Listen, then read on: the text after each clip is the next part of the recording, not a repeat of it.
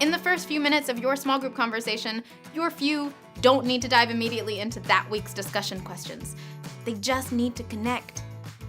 Because remember, leading a small group is about something much bigger than activities or crafts. It's about the relationships you're building over time.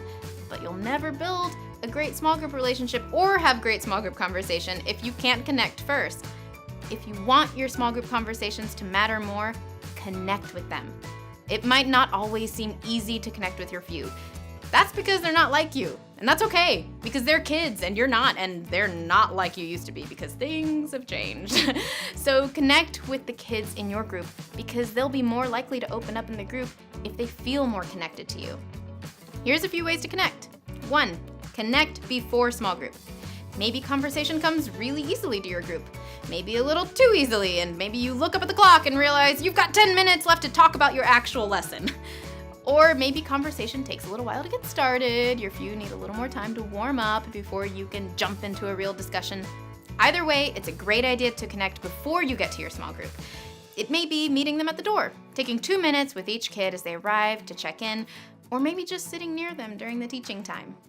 Making some small connections early on make a big impact on your conversations later.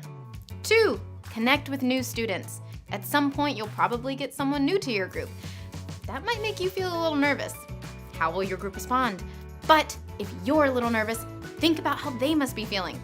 It's so important to make a new kid feel welcome, safe, celebrated, and liked. So remember their name, learn about them, and try to find common ground with them. Finally, it's time to connect during small group. So when small group begins, take a few moments to connect with the ones you weren't able to connect with before group.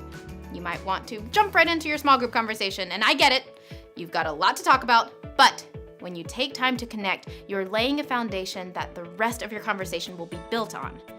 If you want your small group conversations to matter more, help them connect with each other.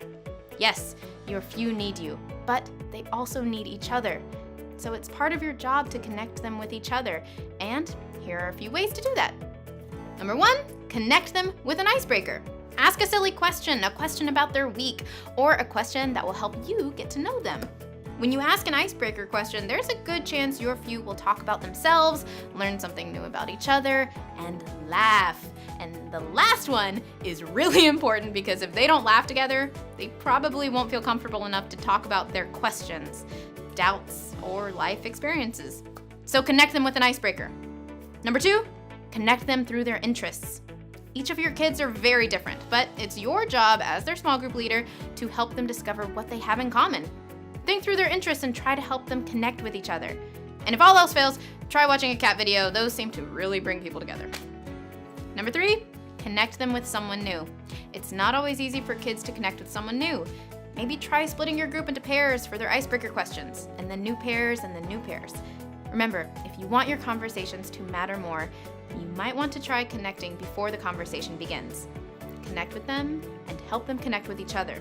Because before a kid can connect with God, they may need to connect with someone who's connected with God.